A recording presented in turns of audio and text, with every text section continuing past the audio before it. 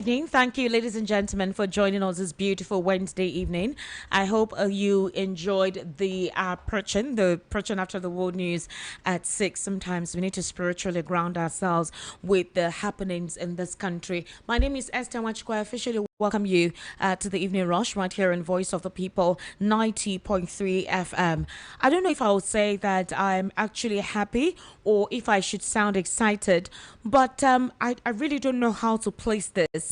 The reason why I am worried and I feel a little bit, not a little bit, kind of devastated in my spirit is that despite the effort we're making, even as Nigerians, to protect ourselves, certain elements have decided to take it upon themselves to send us to our ancestors before time. I'm sure you guys heard what happened in Kwara State late Tuesday. It was horrific. It was horrible. If you had listened to Choma during the world news at 6, you would have heard her speak expediently on what happened. She and the analyst that's, analyzed the situation. It's deadly, it's dastardly, and it's worrisome just in Kwara State. So apparently these elements have been visiting communities and preaching and telling them to accept Islam. And apparently the residents thought that, okay, these are just normal people coming in to spread Islam, to preach and do their thing. But it seemed like these elements were coming in to monitor the community, monitor the homes, monitor the nooks and crannies, and see how they will gain access into the community. Do you know they murdered anyone they saw? Official reports we're hearing now is that about 162 persons were murdered by these elements of darkness. They tied their hands behind them and their legs and murdered them, shot people on sight. They only left the animals. So if you came to preach to people, you acted like you were telling them to accept Islam, and then you were using the opportunity to scope the arena, and you just murdered. I don't know how to describe this. I don't know how. More than 100%. Do you know what that even means? You literally almost cleared an entire village, in a country where we're supposedly not at war. So is Nigeria at war with elements who say they worship Allah? Because I still don't want to believe that it is religion that is the bane of this thing. I don't want to believe it. ISIS, you went to community, and then they said the emir escaped. They killed his wife. Before these persons would have had access to that community, they would have met with some of the traditional leaders. They would have met with some of the religious leaders. Because if they just enter and start preaching, they usually meet with the traditional leaders and tell them that this is what we want to do. And this also say, okay, fine, no problem. How do you murder people in a village? This brings the whole situation with what happened in Benue State. This is coordinated. This was planned. And I don't know if there was any DSS intelligence report as to the sightings of this individual, or if prior to Tuesday, the residents has raised an alarm that this is basically what they have noticed in the community, and then, possibly called the authorities to say elements have been coming around saying they're preaching to people to accept Islam. Can you just imagine that? I cannot believe it, because it's becoming deadly and dastardly in a country like this. What is going on? And do you know the unfortunate thing, ladies and gentlemen? Nobody has said anything from the top echelon. Like, literally. It's a normal thing for you to come to the news, to open your tabs or go and check out the national dailies to hear about death. It's now become a normal lifestyle in this country to hear of persons being kidnapped, in the process being murdered, persons being decapitated, police people brutalized, like policemen brutalizing individuals. It's a normal thing to come on the news and hear one terrible situation or the other, and we don't hear any commiseration, we don't hear any comment, we don't even hear any form of attitude from the government. So what are we doing? Like, literally, what are we doing? This needs to stop. This literally needs to stop. It's dangerous. It's setting a dangerous precedent. It's making the government of the day feel like if they are inept to handle the situation. Do you know that from Kwara, they're already coming down to the southwest? Like, literally, if you think you're safe here in Lagos or Ogun State or Osun State, I'm sorry you're not. Because what they're doing is to gain inroads, have access, take over some of these communities where they pass through, and gradually come down here. And they come in their numbers. They said there were many, like they came in droves. That's what they do. They overwhelm with their presence, and they have weapons. They have serious weapons. So if there are complaints about a battle in the Sahel, and we know that we share a border with Niger and all of these neighboring countries that are deliberate, that are seriously porous and with insecurity, what are we doing to safeguard our borders? Because they've entered here, they've realized that here seems to be a fertile ground for them. It's not funny anymore, like I said. They said that the terrorists were killing indiscriminately, slaughtering men, women, and children. They said they killed anyone they met. Also, dozens of people were killed during the attack, including members of the emir's immediate family. Two of the emir's wives and some of his children were reportedly among those killed when the attackers overran the community.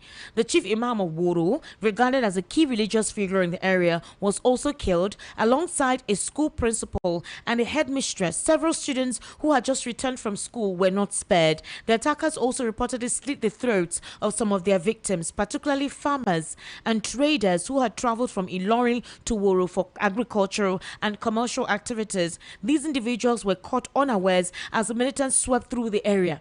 Do you know what it is for them to have captured some of these men and slit their throats like they're chickens or rams? You don't even want to imagine the magnitude of such an attack.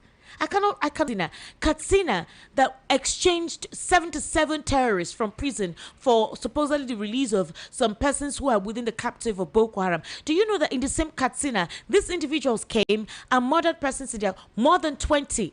In that same Katsina community. So what was the essence of the exchange? What was the essence of you exchanging these terrorists to release some persons who are kept in captives? And then when you release these guys, or when you do your exchange, you let them go with their weapons. They go with their weapons. You don't apprehend them. What are we doing? What kind of deal, or will I say signature or agreement, was signed by certain elements? This is beyond buying buses and campaigning for elections in 2027. When you have state to run, you have a state to govern. I really don't want to talk before some persons will think that somebody is deliberately trying to set up anything or hit up the polity. But at this point in time, I think the reality is stuck on our faces. And do you know the funny thing? No one is talking about this. No one is really talking about this. It makes no sense. Children. So what is the essence of the religion that you're preaching? If this is what you do, if you're not afraid of killing, do you know the sacredness that blood represents? That you think it's at your disposal, at your whims and caprice to shed it. What is that? Okay, we'll talk about that today. Meanwhile, the governors are being investigated. So there's a committee that's been set up by the Senate to investigate about 93 trillion naira given to governors for FAC allocation. When residents are complaining of lack of development, social welfare amenities, lack of employment opportunities, and some basic infrastructure that is being, experienced to be deficit in some of these states, how many of the governors are utilizing the FAC allocation given to them to better the lives of the people within their states? So for the year 2025, a committee has been set up to investigate how much that these governors have used, how many of the state governors are actually doing the needful with the FAC allocation given to them. You're here most of the time on this program. We'll call on the president to say there is unemployment, right? There is hunger in the land. There is an infrastructural deficit in some of the states where the state is meant to be responsible for having to either work on some of the roads.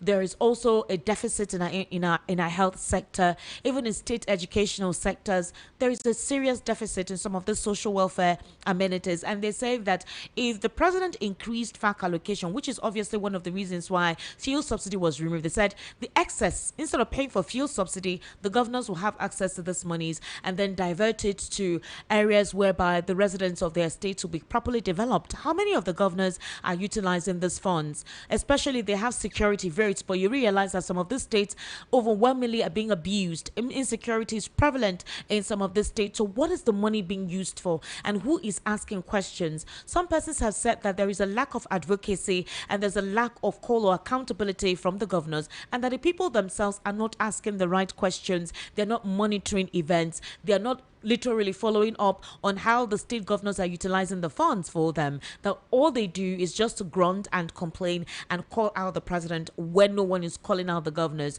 So because the governors are not pressured, they feel they don't have to answer questions. So right now we want to know how the committee would investigate 93 trillion naira for fact allocation for the year 2025, and what these governors, or how many of these governors, were utilizing the monies given to them. Also, we heard that INEC has finalized 2027 election timetable schedule of activities. Now, Independent National Electoral Commission says it has finalized work on the 2027 election timetable and schedule of activities. They disclosed this by the INEC chairman, and that is Professor Josh Amukwiton, during a meeting with civil society organizations. Amukwiton confirmed that he has made submissions to the National Assembly regarding the ongoing Electoral Act amendment by the lawmakers, noting that the final outcome might affect some of the schedules by INEC for the 2027 election. I don't know what this means. I don't know what this means. It means that what you and I know should be the normal, procedure when elections are coming close may change, because according to what we're hearing now, the outcome might affect some of the schedules by INEC for the 2027 elections. So there's a possibility that elections may take place in November, which was one of the things that was in part of the electoral amendment. There's also a possibility that due to the timetable, primaries may be asked to be held earlier and campaigns will be asked to be held earlier. Already the All Progressives Congress has begun campaigning, whether you like it or not.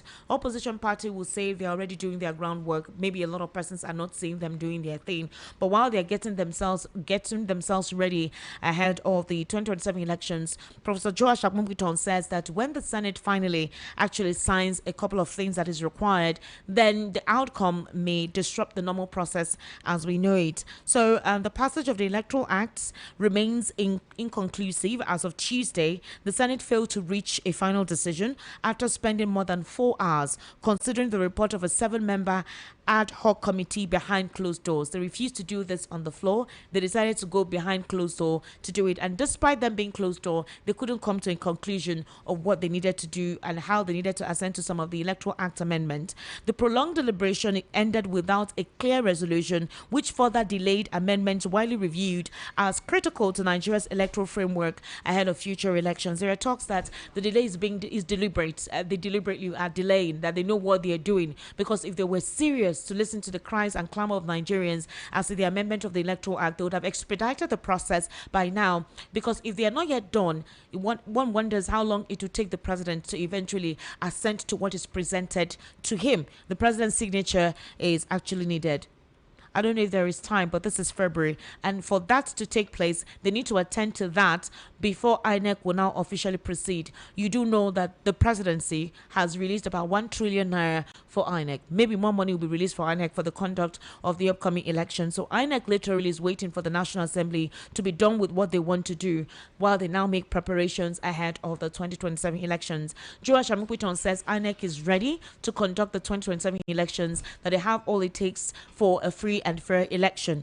Meanwhile, the Senate rejected mandatory electronic transmission of election results. The Senate turned down a proposed change in the clause 60, subsection 3 of the Electoral Amendment Bill that aims to compel the electronic transmission of election results.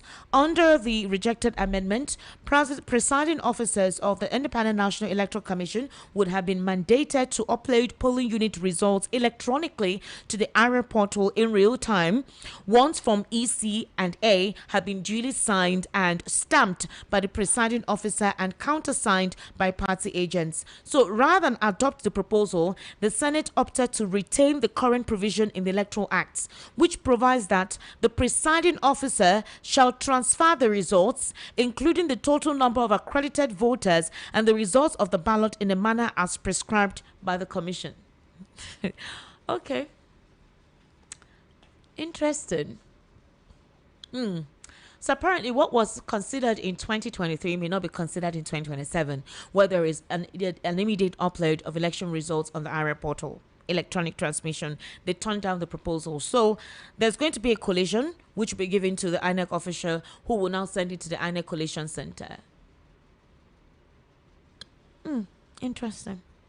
Very interesting. We'll see how that goes. Like I said, US has sent their ground troops to Nigeria after the December airstrikes. On the political scene, Okulubo is saying that the ADC will be a threat to APC in 2027 if Peter Obi gets a presidential ticket. Well, we don't know how it is. The semantics have actually changed. But then let's see how it goes in the course of a conversation this evening. Still on the political scene, Wike has said that the ongoing political shenanigan and theatrics is not going to affect a proper administration in Rivers State. As it stands about this point in time, he's saying that administration is going on properly and nothing will actually affect anything that has to do with administration in the FCT. And the court has rejected Showore's evidence that Tinubu called Jonathan a drunkard. Showore presented evidence of Reno mockery, calling President Bola Ahmed Tinubu a drug lord, insisting that his certificates were forged, presented documents of Reno mockery and video, actually, chanting and protesting in the UK in one of the UK High Commission at the time when before the 2023 general elections, where Reno mockery was coming hard on the president. Also, you recall in 2012 during the Occupy Nigeria protests, President Tinubu was part of those who protested in Lagos, where Jonathan was called a couple of names. He was called a drunkard. He was called several derogatory names. Shura presented that at the court and it was not admitted as evidence. So, interesting, right? Apparently, one of the interesting things that took place today is the fact that the Senate has rejected electronic transmission of election results. I have Mr. Elvis Elimehele right here in the studio with me. Mr. Elvis, how are you? Good evening, Esther. How Good evening. Good. When I saw you today, you weren't smiling. I tried to cheer you up. You were just sighing, like you have the entire world of problems of Nigeria on your shoulder. Could you be feeling, dead in spirit, like I feel concerning what recently happened in Kwara State? Could that be one of the reasons? Well, when I hear fellow Nigerians just being slaughtered like chicken, it's painful, but what can we do? We are in this all together. It has started, for the past 16 years, just that it's getting worse now. But the truth of the matter, Esther, is that the northern elders knows where this problem comes from. Mr. Elvis, an entire community. It's still counting 162. This is broad daylight. Can you imagine? I heard that the way they came into the community was that they came like they were preaching religion, telling people to accept Islam. That they've been coming like that, coming to the community like that. And I don't know if the residents is paying lip service to fighting this. We're only making noise. Daylight, and for almost 24 hours, people have been massacred. Nobody is interfering.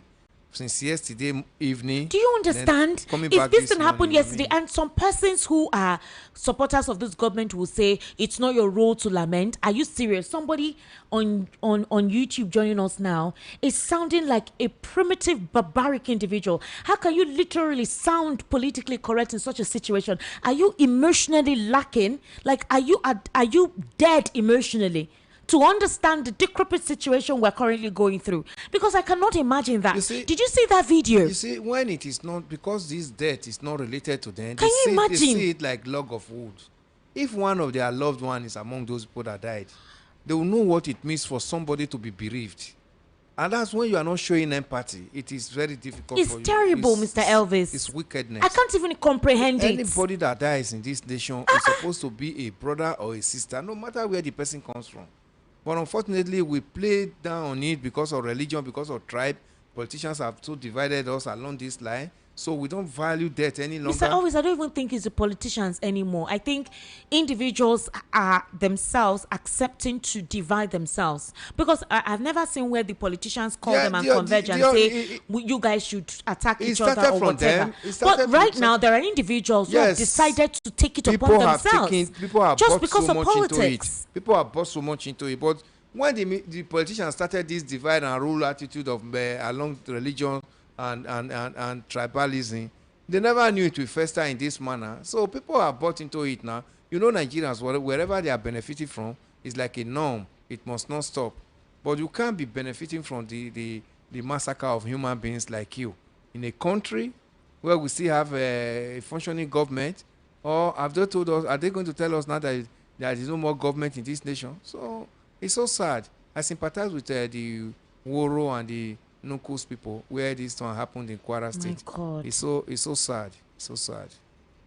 They said the emir alerted the Nigerian military authorities about the activities of terrorists in the area.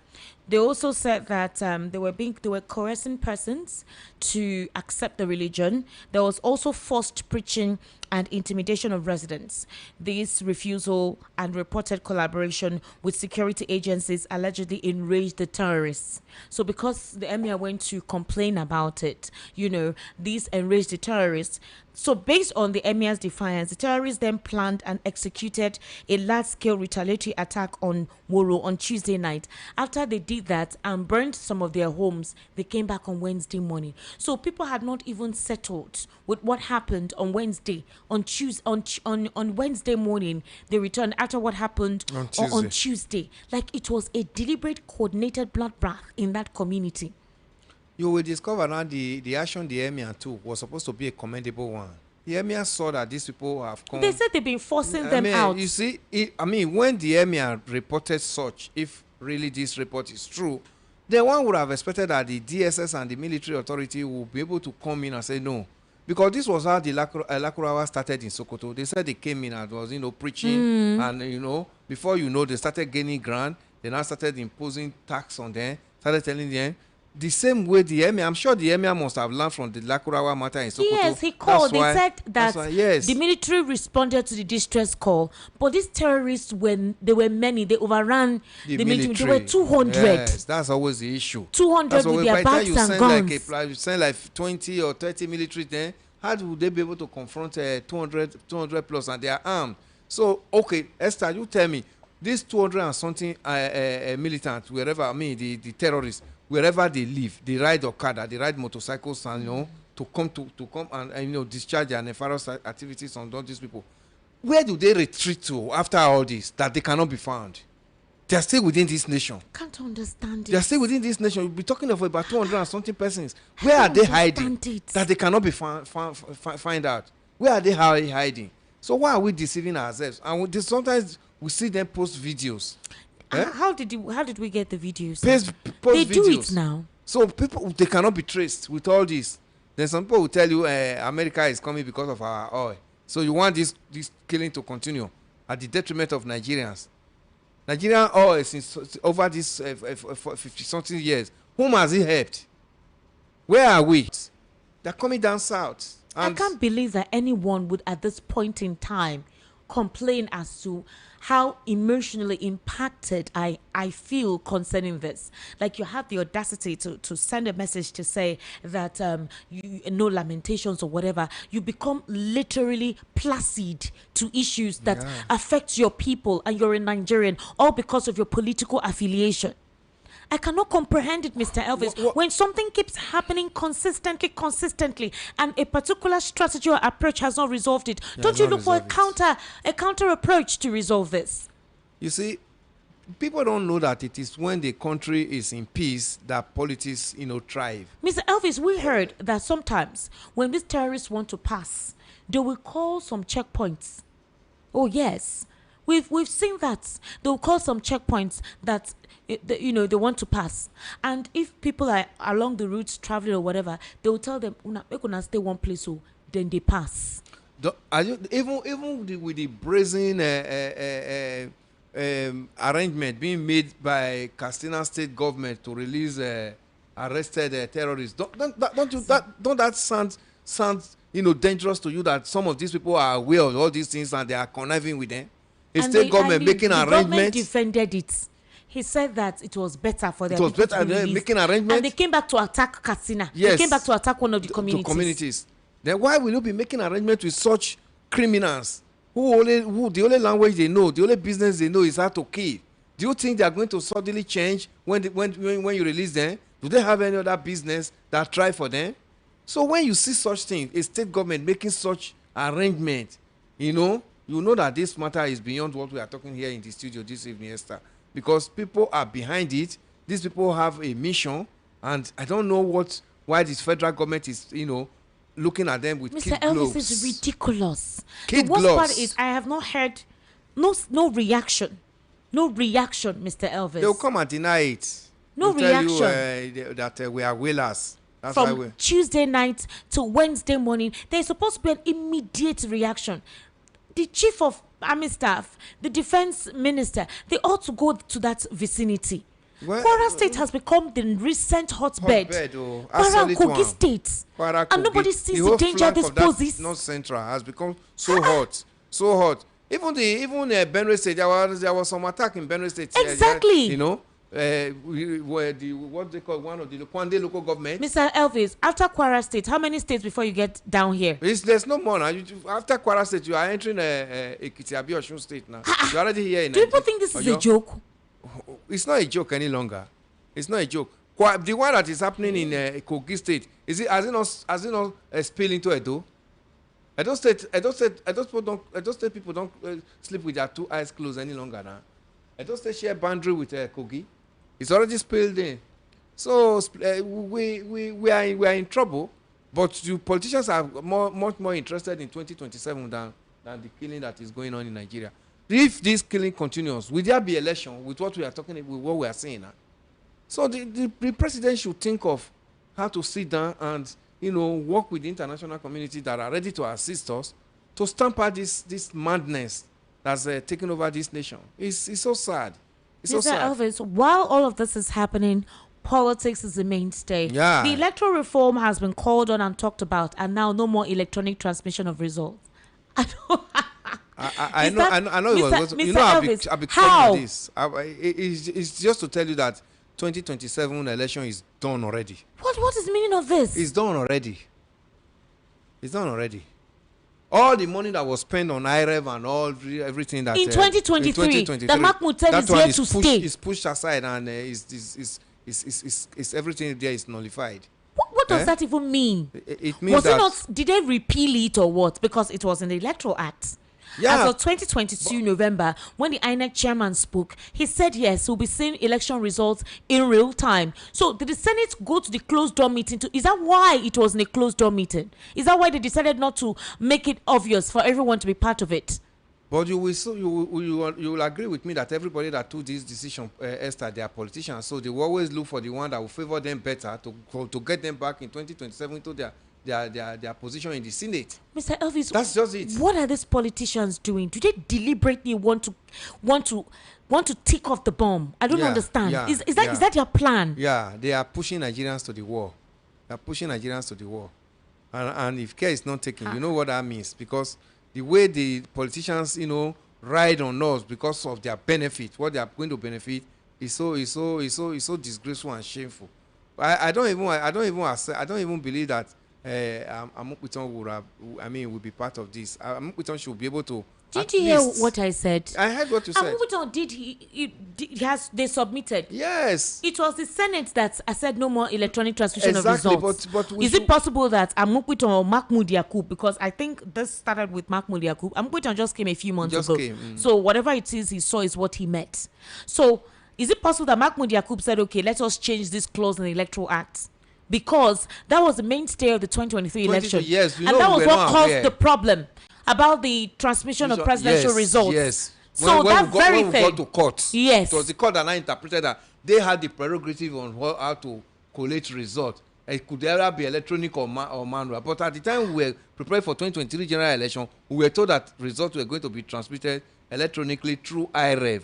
So Nigerians were waiting. But when we now saw the glitch and we got to court, we now got another interpretation that INEC has the prerogative on whatever. Lawmakers voted against the amendment to Clause 60, subsection 3, which sought to compel the Independent National Electoral Commission, INEC, to transmit results electronically from polling units to its central portal.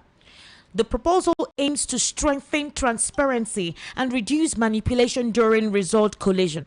Under the rejected amendment, presiding officers were expected to upload results directly after completing the official result form at each polling unit, which was what we witnessed in 2023, specifically for senatorial all that. The process would have taken place immediately after the form was signed and confirmed by party agents. So now the Senate has resolved to retain the existing provision of the Electoral Act. This provision gives INEC the authority to determine how election results are transmitted. Yes. The law now continues to rely on the current wording, which states that the presiding officer shall transfer the results, including the total number of accredited voters and the results of the ballot, in a manner as prescribed by the commission. So are they pushing it back to INEC to say, okay, INEC, it's left for you to decide how you want to transmit results? Is that what it is? Exactly So they will now compel INEC. Yes. They will now compel INEC to say, you know what, transmission of the results to the IRA portal is at your whim, but it's not mandatory. So nobody can utilize that as evidence to prove that where is this result in this polling unit. In other words, IRF and the normal manual system, they do it. That's what this means. That is just it now, that INEC has the final decision on whatever system they are going to use. And you know that was what the court gave last time. Yes. So as it is, since we saw that... The court said it was not a mandatory law, that it was a guideline. It was a guideline. Meanwhile, yes. Mahmoud Yakub told us in 2022 that it was mandatory, and it was a major determinant for election results to be monitored. Yes. It was to ensure transparency, and Nigerians backed it up. Yes, Nigerians were wanting to see that the National Assembly will now made it mandatory in 2027 that it must be electronically transmitted, so that we can now be rest assured that when we are going for the 2027 general election, it's not going to be the same story that we had in 2023. But with this resolution that came out from the National Assembly, it means it's going back to the status quo, that INEC can do whatever they like when it comes to coalition. So like what happened in last election, where INEC can decide to say, okay, you know what, we will still upload on the IRA portal and we will still do it this way. Yes. Anyone we decide to use, you can use both. Exactly. But you cannot compel us. You cannot compel us that it must be electronic. That's what it is. That's what it is. So it does still now give us that dicey situation. You cannot even use electronic to vote, you know, in taking decisions within the Yellow Chamber. Then why would they go and approve it for you to do a general election when you know that at the end of the day, many of them will not come back? So they have to look for those ones that is not available when we're in a military regime. So when the democracy came, they came into being. So we are supposed to know that legislative arm is so important to us, because if they make useless laws for this nation, for us in this nation, we are the one that will face the consequences. Part of it is what we are saying now. When the 2023 general election, we got to court and we started hearing the different interpretation. We got the government that we are facing today. So already now they are preparing us for the next government that we are going to get in 2027. Mr. Elvis, what do we do?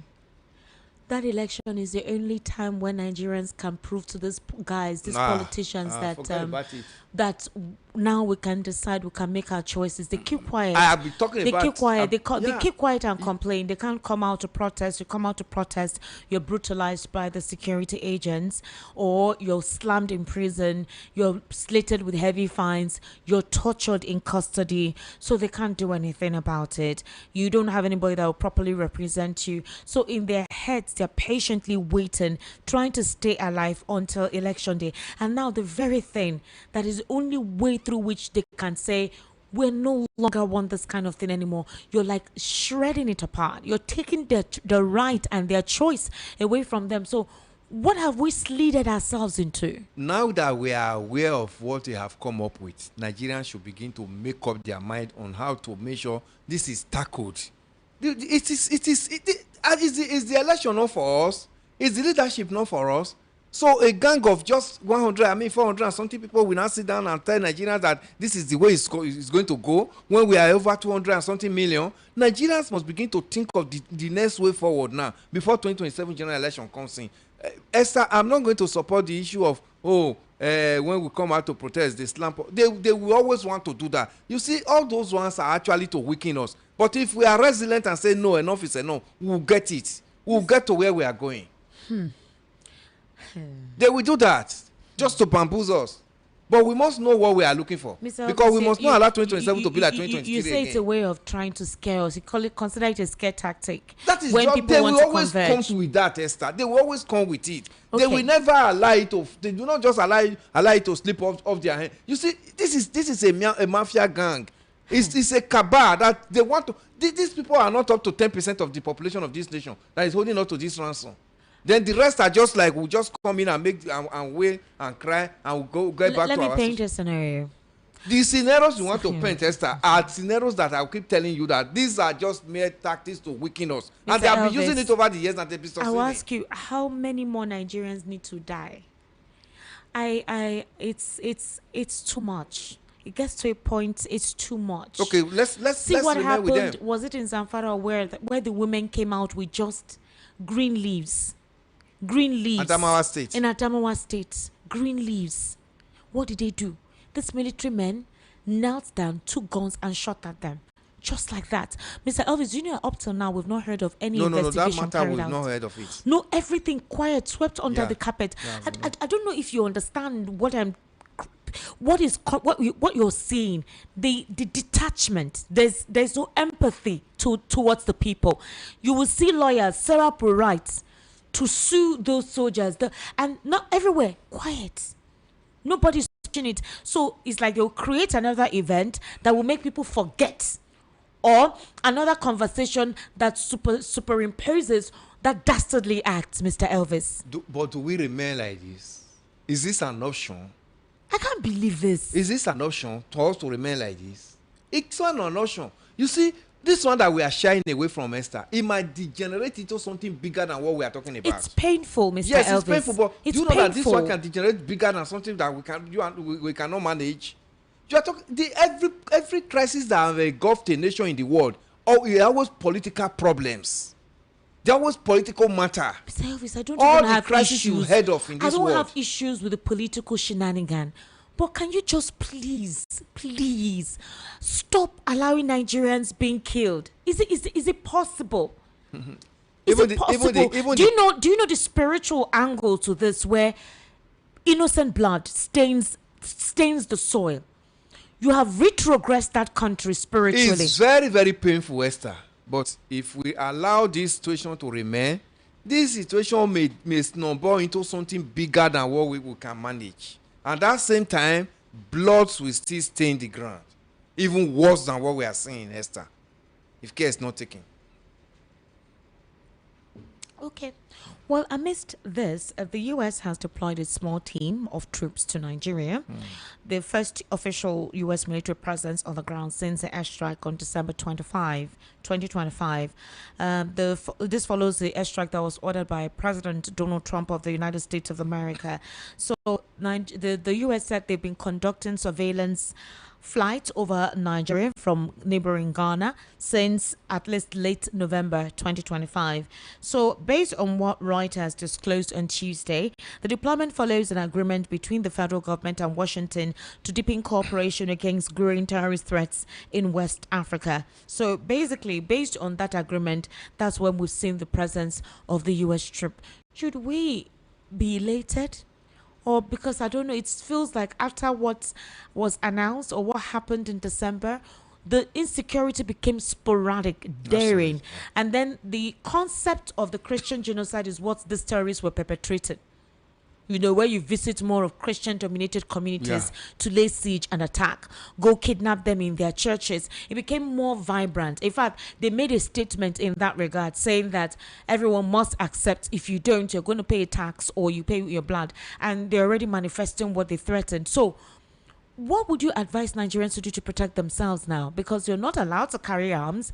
So how do you protect yourself? The DSS boss, Adiola Ajayi, told us to go and learn taekwondo, kung fu. But he also said he advised his people, in one of the videos on how to actually Yes, now that we should defend ourselves. defend We themselves, should learn self-defense. self-defense, and also have some of the light weapons that the law allows. You have to also. What are the light weapons that you the have to also- law allows, I Mr. mean, Elvis? somebody can be licensed with a barrel. You can genuinely get a licensed Licensed barrel. Yes. Are you sure? Yes. You would, if you have a barrel in your house, they could call you a terrorist. No, if you are licensed, if you are genuinely licensed by the government, you can hold it for your self-defense. If anybody wants to license now, are they accelerating I mean, licensing there are of laws weapons? to it. There are laws to it, but I know that exists. So, if you can genuinely get that, you just keep it within your closet. But the U.S. that sent in a small team, I'm not really comfortable with small team. U.S. should send in a bigger team. But let us first of all thank them for even doing that. because the situation now, we are just talking about Kwara now. The situation on ground, I actually know too well that most of this situation that we have in Nigeria is not really about the boot on ground. It's more of intelligence. And intelligence and knowing where these people reside and now knowing where to strike where necessary. But at least we want to see more of this. Now that they are already here, then at least we've graduated from the level of the missile that came in December 25th. Now they are here live now. Then with the surveillance that is still going on, then they should still be able to even assist these ones on ground with missiles where necessary. Because we talked about 200 and something persons that attacked these villages. Where did those terrorists come from? If they were monitoring these hot zones, Kwara and all the, where did they come from that we didn't get any aerial view? That's where I'm talking about, because they move with motorcycles and they see drive that through kind of roads. movement. They ride through road. That we cannot even when they finish striking, where do they retreat to? That they stay. Where a place where about 100 persons stays, Esther, it's a town. It's a village. Yes. So I mean, they live, no matter what whether you say they are living inside the bush. I heard that the Nigerian military was able to detect one of their hideouts. Yes. One of their major hideouts very recently. I think that was 2 days ago. 2 days ago, yes. I don't know which of the states. I've forgotten which of the states. Can you remember? I think it's also in the Sabisa forest. Is it Sambisa? Sambisa where they saw drugs and all the whatever. It was in Sabisa so forest. If these people are coming into the states, where are they coming from? Because they have their motorcycles, lots of motorcycles. A lot of and these motorcycles make noise.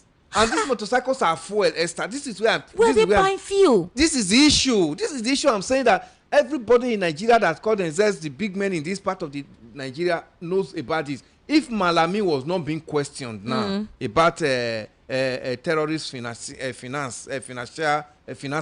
that came in during his time, nobody would have known that. You cannot see why these terrorists infested during Buhari's administration. This was the chief law officer of this nation then. We took a very short break, Mr. Elvis Alimehele. Let's go on a break. This is the Evening Rush on Voice of the People, 90.3 FM. We'll be right back shortly.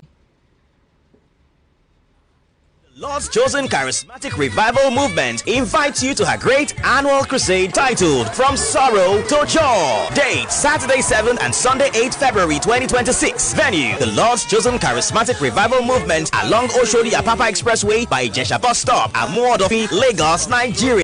Time 8 a.m. day. Ministering live the anointed servant of God, Pastor Lazarus Moka. Go to the school of the blind. Look for those who are paralyzed. Look for backsliders. Look for sinners. Look for people who are going through sorrow and trouble. Come with your friends and family. From sorrow to joy. Your time is now. Come and be blessed. Jesus is Lord.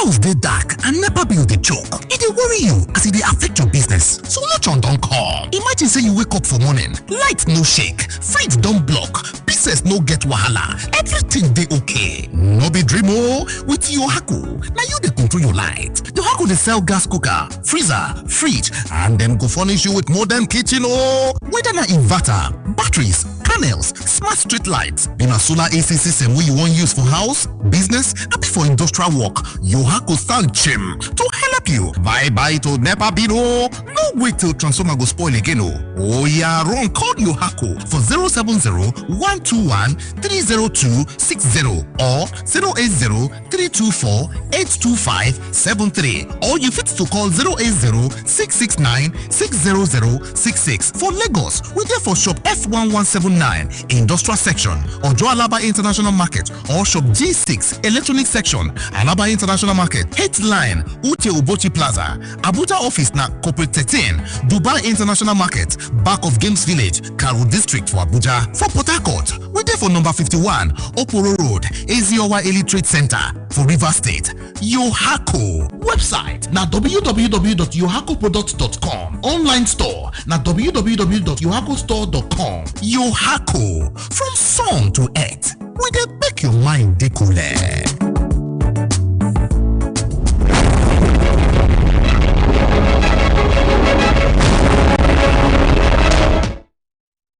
All right, welcome back. This is still the Evening Rush right here on Voice of the People, 90.3 FM.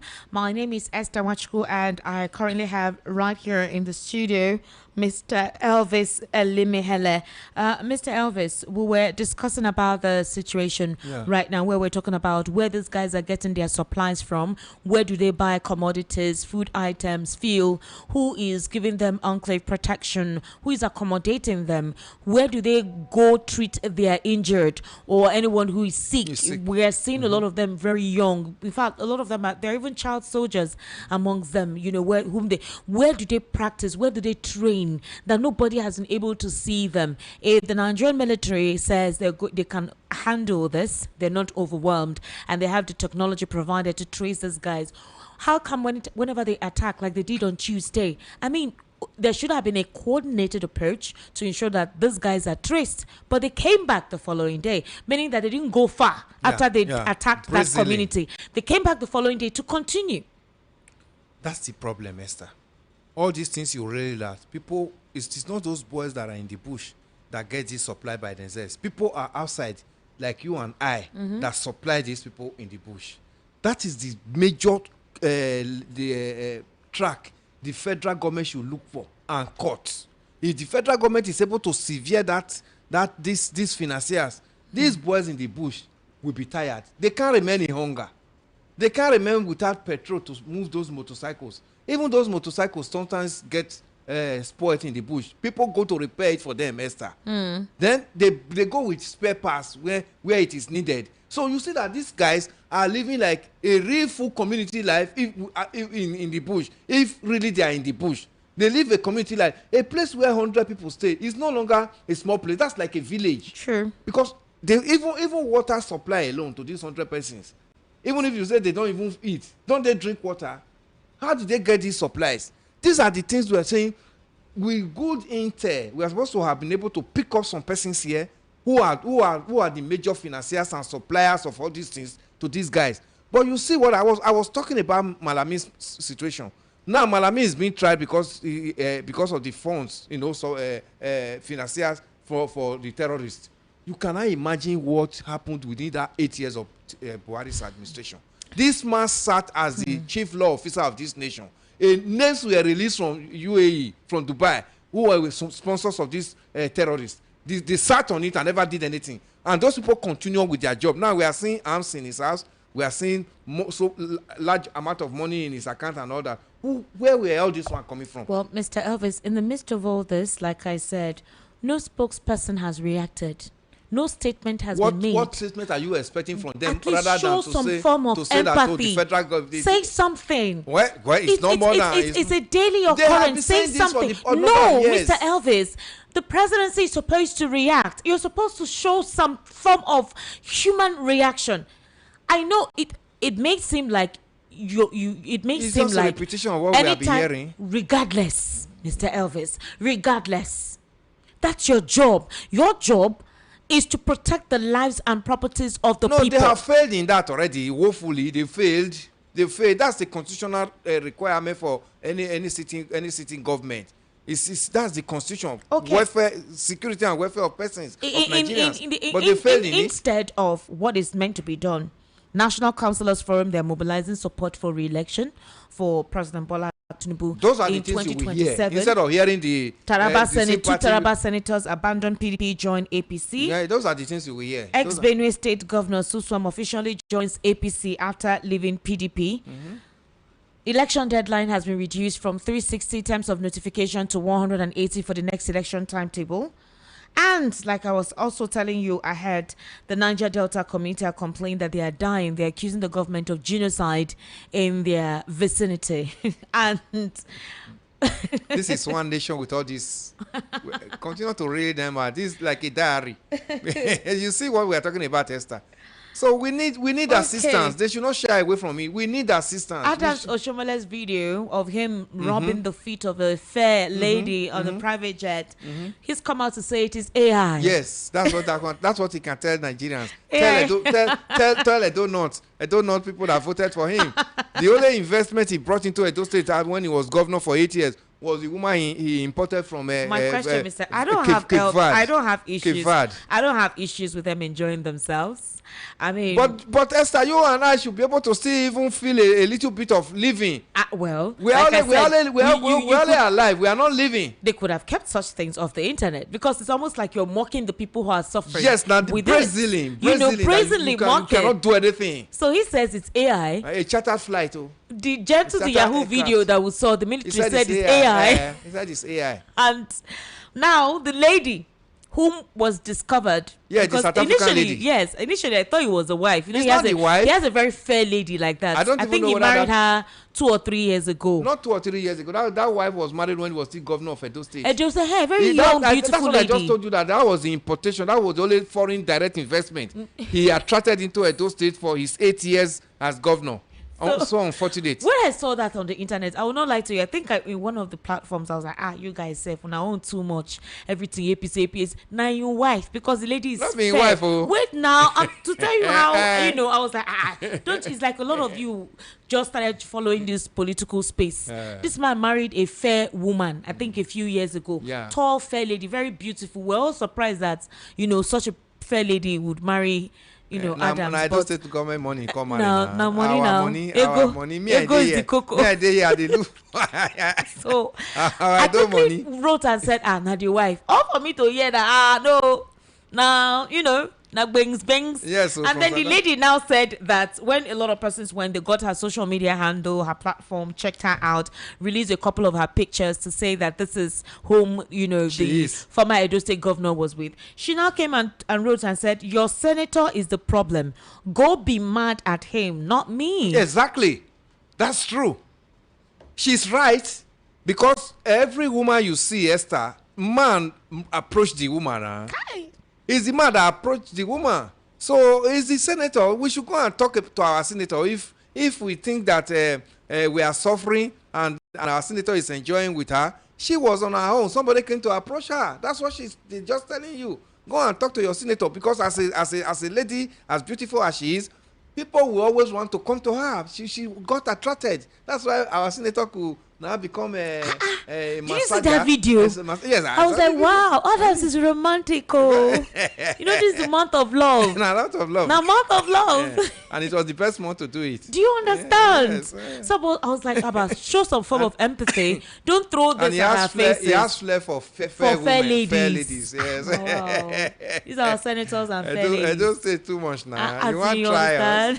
You don't try us, Esther. Okay. Meanwhile, people cannot go to farm. They do not. It's taking over. They can't go to farm. They can't go market. Kidnapping here, left, right, center. So you came out to say it's AI. He said it's AI.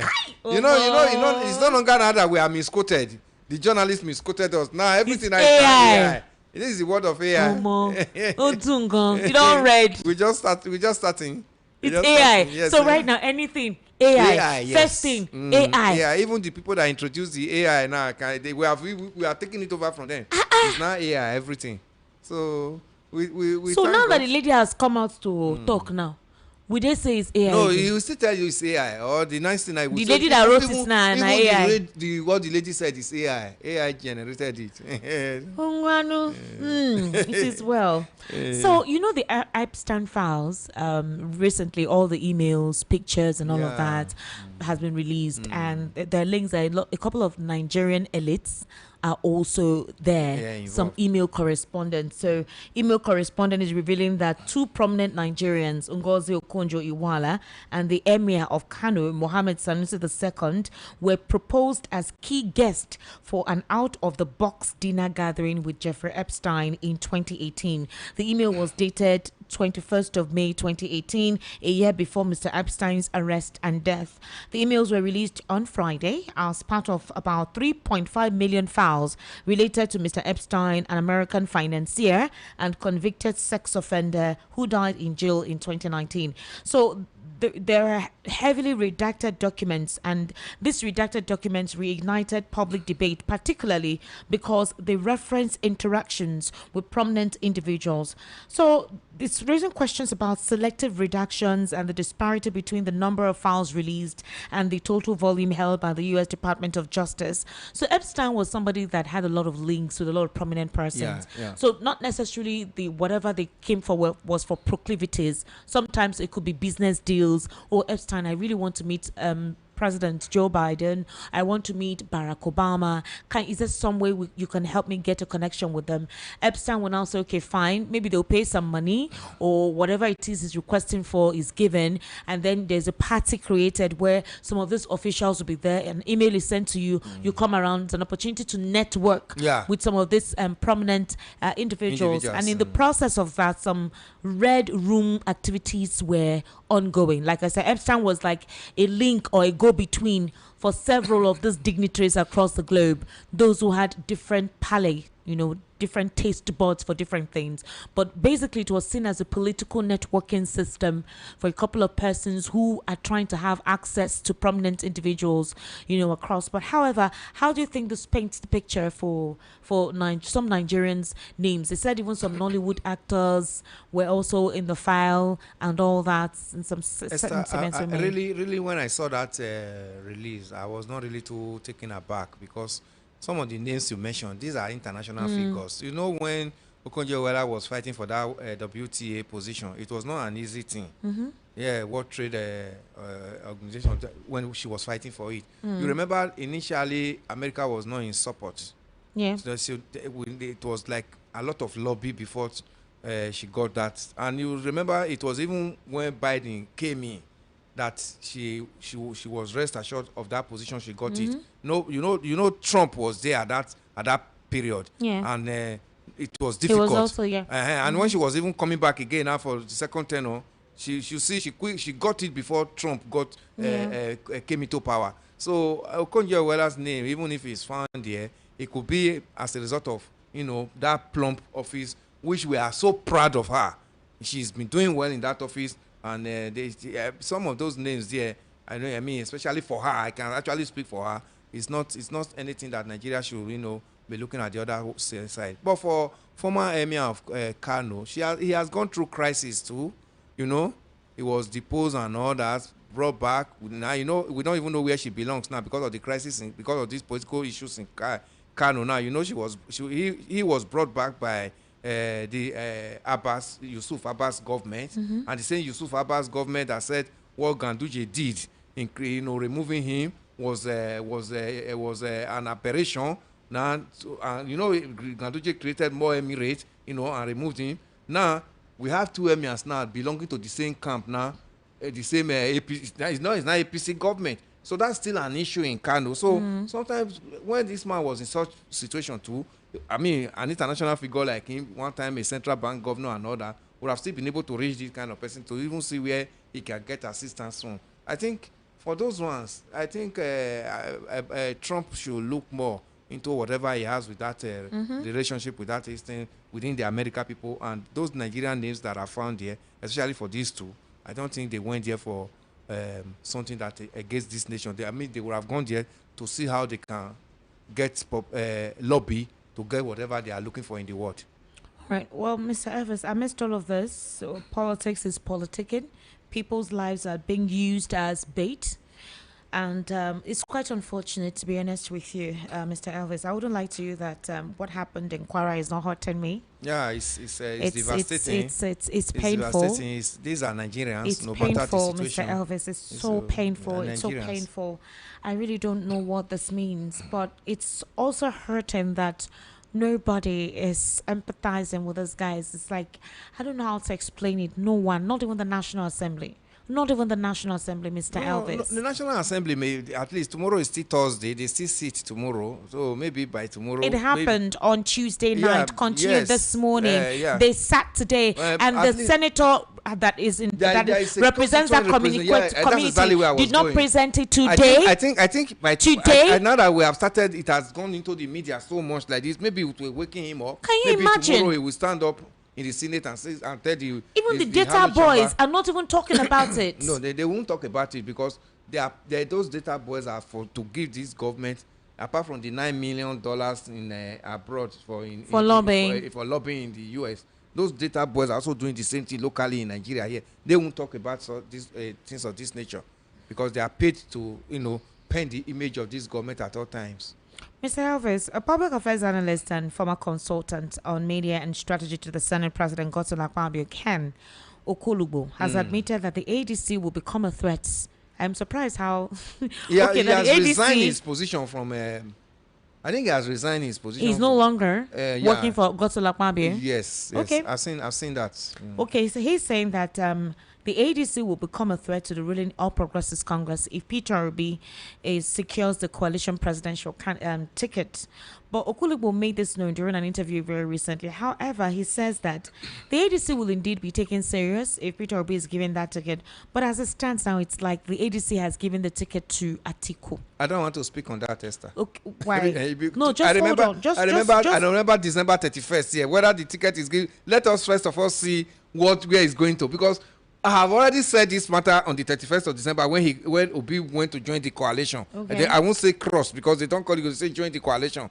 And I said Obi joining the coalition may not really help Obi political future, because the coalition as it is, if Atiku Abubakar is contesting, Obi may not get the ticket. I remember the name I was branded in this studio that 31st that day. Mr. Elvis, you cannot be afraid to express your perception I'm saying, because of a certain segment of persons. I am not afraid, Esther. I am saying that same show, that 31st of December, we are going to play it here when Atiku Abubakar would have gotten that ticket, and what is going to happen to Obi. We'll play to Nigerians that were calling me names that day. Because even my colleague here that day was saying Obi is not a baby. They would have gotten an agreement before he joined them. Okay, well, colleague, but what he's saying now is that most of the governors are coming in because of what President Bola Ahmed Tinubu has done.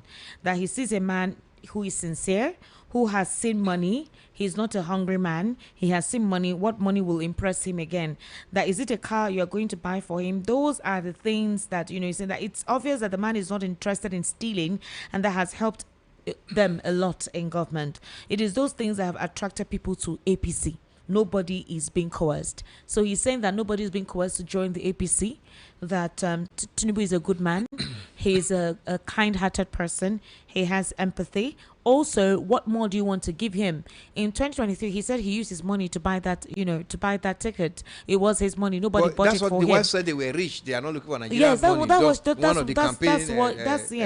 That's what the man is saying now, that Tinubu is not looking for money. What do the governors want to buy for him that he will coerce them or force them to join the APC? He's not looking for money, but he's looking for the fame. Well, according to he said all this, what he's saying is that the president is impressive, and that's why people are attracted to the APC. So according to him, he's saying now that things are improving now that Nigeria is collaborating with the US in terms of security.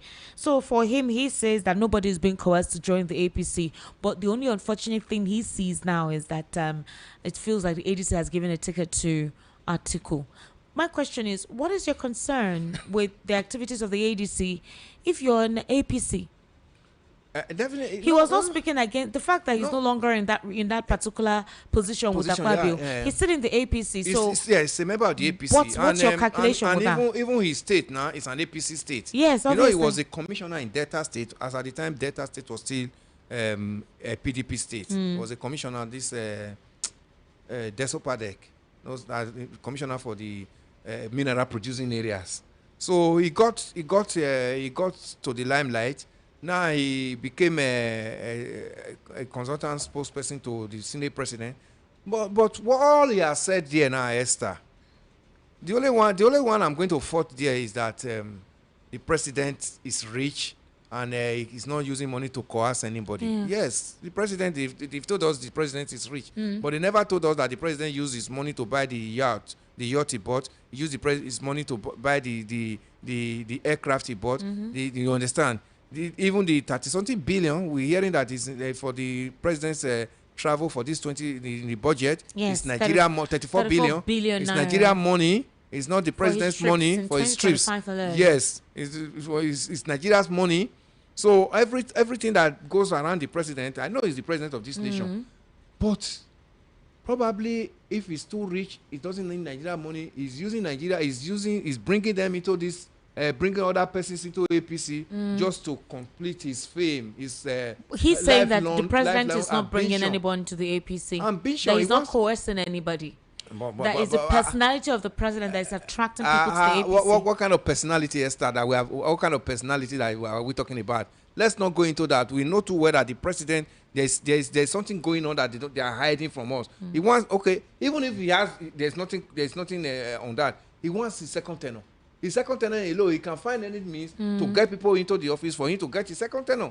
You know, because he will see when they get their first tenure, they see second tenure as their birthright, that they must get it, whether by hook or crook. So Ken Okoligo should not speak on that regard. Okay. Then on the regard of saying, oh, he has seen probably Atiku will get the ticket of ADC. Well, we are Not still, probably that, as it seems, Atiku has been given the ticket. well, I have said it, and I'm still repeating it. Atiku cannot form a political party and spend all his money and time at the end of the day and give the ticket to somebody else. Because if you hear what the ADC have been saying, they said it's going to be the primary is going to be democratic. Yes. All of them are coming to slug it out. So I said if they are slugging it out and as they are painting it, money will flow. And you know what, delegates, when they are going for primaries, it's an avenue for you to come back and be smiling better. Yeah. Because apart from Naira, we have seen that delegates where foreign currencies are flowing in this nation, dollars, as we have heard. So if that is done, I mean, the so-called bride, probably Nigerians are looking on to say, oh, if he gets to AGC and get the ticket and Nigerians will rally around and vote for him, he might not get it. That's the issue. And when he doesn't get it, I don't know where he's going to go to any longer. So, I mean, let us still be watching. Between her and May, Esther, when these primaries will be taking so much storm in this nation, we know actually where the pendulum is going to swing to. All right, ladies and gentlemen, let's get your take on the conversation this evening. I am, for one, not really happy, but let's just go straight to, when you call in, just go straight to what you want to say. Please don't make any derogatory remarks. In as much as we're critiquing the current situation in the country, it's very vital that we maintain decorum. The number to call is 080-3692-9933. That's the number to call, 080-3692-9933. The WhatsApp number is 0817-1756-338. 0817-1756-338. That is a WhatsApp number. All right. And yes, that's a WhatsApp number that you can send your messages to, while the number to call is 080-3692-9933. Thank you for participating. Mr. Elvis, let's look at a situation like this. I'm trying to go get the phone. What would you ask the president to consider as a priority, like right now, based on the precedence of the systemic occurrence of situation in the country? What should he consider as a priority right now? Give Nigerians security. 100%. Nigerians, if we are secured, Nigerians can go about their normal duties, go to their respective place of work, and go to their farm, go to their market. Nigerians will not even remember whether President Tinubu is traveling around the whole world or not. Nigerians can sleep with their two eyes closed. Nigerians will not remember whether President Tinubu is in Aso Rock or not. Let the president see it as a necessity, utmost necessity, urgently, to give Nigerians the desired security, because that is one of the constitutional requirements of a sitting president. The security and welfare of Nigerians is paramount. Nigerians deserve it like yesterday. We need it. This killing must stop, and the president must not pay lip service to it. They must not believe, they must not say, oh, the opposition is over exaggerating it, because this is not an opposition matter now. Everything that happens in Nigeria now is on the internet. The world is seeing it. So he must prioritize giving Nigerians the utmost security as quickly as possible, so that we can settle down and talk of the 2027 general election. As it is now, people may not even be able to vote, come out and vote come 2027 with this kind of situation we are facing. Esther. All right, please, you can call the WhatsApp line. The phone is not charged. The phone is down at this point in time. So please call the WhatsApp line 0817-1756-338. Let's proceed with the conversation this evening. 0817-1756-338. Or I would start reading your messages while you try to call on the program. Okay, I think we have a call right now. Thank you. Hello, good evening. How are you? Hello? Hello? Good evening. How are you? Hello? Hello, I can hear you. Good evening. Yes, what's your name, please? Yes, Samuel from Okava. All right, Samuel, welcome. Please go ahead. I greet your guests in the studio. Good evening, Mr. Samuel. Hello? Please, can you speak? Go ahead, Mr. Samuel. Hello, can you hear me? We can hear you loud and clear. Mr. Samuel, you're wasting time. Please, we can hear you. When you call on WhatsApp, you may not hear us, but we can hear you. All right? So please go ahead, introduce yourself, tell us where you're calling from, and proceed with what you want to say, okay? Hello, good evening. Hello? Hello? 080-3692-9933. Hello? Okay. Hello? I don't know what's going on. Hello, good evening. How are you? Hello? This time again. Please go ahead and speak. All right? I said I can hear you. Go ahead and speak. Okay. Thank you. Thank you for the good work you guys are doing there. I say my name is Samuel. This is my second time of calling. Samuel, Okay. speak now. Speak. Okay. Yes, I said that this is my second time of calling. Yeah, so go ahead with what And you want to say. what I want to say is concerning the insecurity that is happening in this country is becoming so alarming. And where they say the president is supposed to agree with the Americans so that they can come and help us. But you can see after the first time they came here to do what they do in Sokoto, the president have not have a very concrete agreement. How, Mr. Mr. Samuel, please, I don't know when you joined this program. I don't know how often you follow issues. So don't misinform yourself. You've been hearing about collaborations with the U.S. ever since and the agreement. And you heard me say today that they have sent in some troops, a small team of U.S. military men right now in Nigeria. And they've been going through a mapping since November last year. So please, there is a collaboration. Nigeria has formed a partnership with them. All right, please, let's try to get ourselves updated with information. We do that here all the time. Hello, good evening. How are you? Hello. So I don't know, when I pick the call, somehow it doesn't Connect. just doesn't indicate. I don't know what's going on. Hello? So you can see, right? It's not, I don't know what's going on. Please kindly call on WhatsApp, ladies and gentlemen. 0817-1756-338.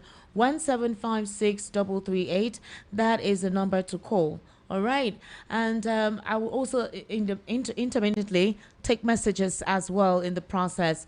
So for some of you, you've sent quite a lot of messages since we started off this evening. We're trying to get it loaded. 0817-1756-338. Hello, good evening. How are you? All right, we've had that drop call. 080-0817-1756-338. Hello, good evening. How are you? Turn down the volume of your radio, please. Turn down the volume of your radio, please. Hello, good evening, Esther. Good evening, sir. Welcome. What's your name?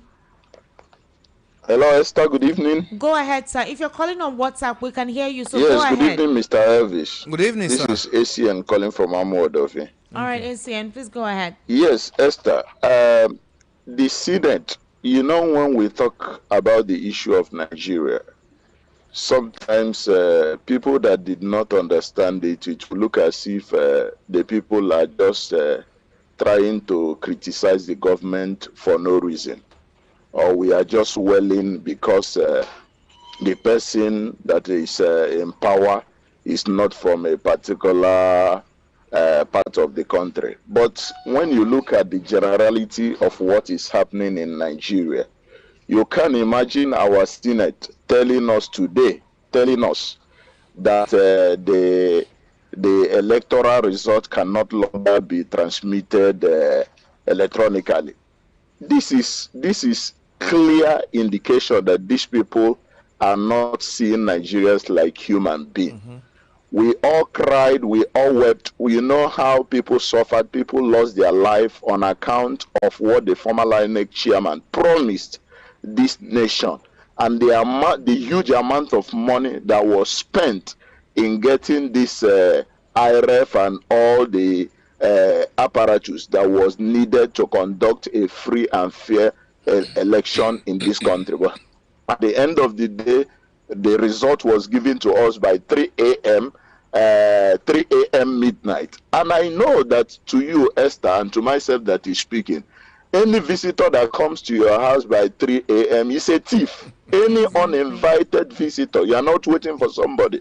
Somebody just show up on your door by 3 a.m. That person is either a criminal or the person, there is an unwanted intrusion into your space for somebody to come into your house by 3 a.m.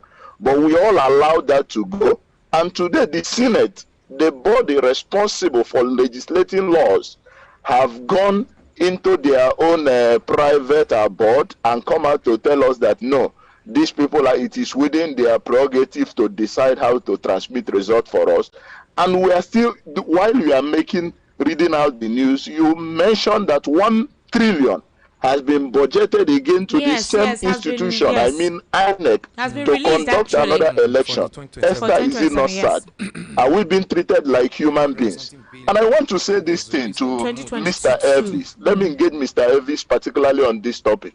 When you said Nigerians have not seen enough, or Nigerians, they don't want to take back their country, Mr. Elvis, it is in this country that a man, whether we like it or not, a man named Nnamdi Kanu came out and was shouting from all corners. That man never said he hated anybody. He was simply saying, look at the mission of these people. They are coming to kill you. They are coming to take your land. This is their agenda. All right, ACN. Thank you so much. Roundtable and renegotiate this country. The same us called him all sort of... ACN, let's take all the calls, all right, please. Hello, good evening. Hello, good evening, sir. Welcome. Please, what's your name? I am Mr. Frank from Saleta. Mr. Frank? Yes, from Saleta. We are not happy. Nigeria, we are not happy.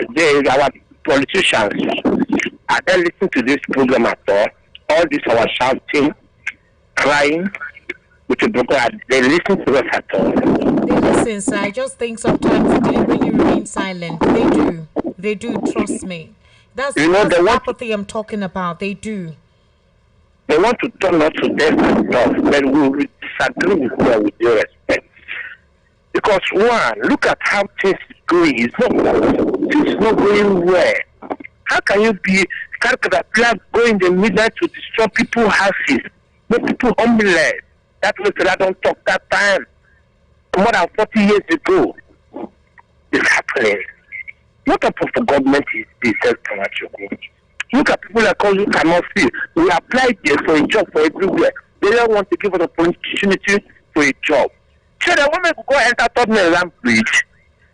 Now, if you go to Third Mainland Bridge, they capture you now. They say you want to commit suicide. Why they are the one pushing us to commit suicide? Please don't commit suicide. Our census is completed. Only people don't have. I think that's the with Chika, with Adigo. They don't want to give us opportunity for a job. How can we survive? We're not Nigeria. We have PVC. We vote. Thank you for calling. Please don't harbor such a thought. It's painful. I know. To be honest with you, it's painful. But I don't want you to harbor such a thought, okay? Hello, good evening. Hello? Hello? Hello? Please, can you move to a quiet environment, please, so that I can... Turn down the volume of your radio, please. Hello? Hello? Turn down the volume of your radio. Hello, good evening. Good evening. How are you? Welcome. I'm fine, Gary. Esther, good evening. How are you doing? Good evening, sir. Welcome, sir. Mr. Chukuka from Ojobalas. All right, Mr. Chukuka, please go ahead. Please, Esther, I want to start where the second caller stopped. Okay. He's trying to clear what is happening in Nigeria about insecurity. Now they kind of have mentioned this is 2017. Yeah. That these people are coming to kill you and take over your land. That they have agenda. All the whole thing that this young man have said since 2017 is happening now. Are we waiting for Messiah to come from heaven to tell us that see what this man is saying for since 2017? That's what we are facing in Nigeria today. Means. I'm weak, I'm tired. I'm tired to hear this every time. No, don't be tired. Don't be tired, my sister. We are trying to make point. We are trying to make point to Nigerians to understand what is going on in Nigeria. What is happening in Nigeria? Is it not affecting everybody? It's affecting all of us. It's affecting all of us. Look at how people are suffering. You will reach on the main road, see people begging money, asking you for money. Nobody can be able to eat 3 square meal. Even the leashes also cry. It's only the politicians are enjoying this country and their children. It's time that we can be able to tell all the politicians, if you cannot be able to bring your children to school in this country, you cannot hold any post in Nigeria.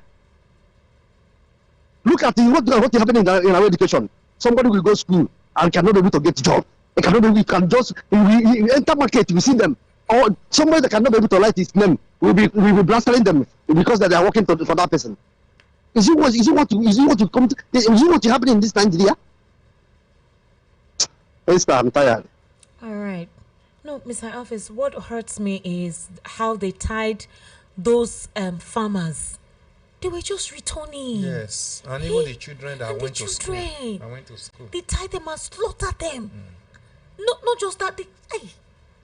Hello? Hello, Esther. Good evening.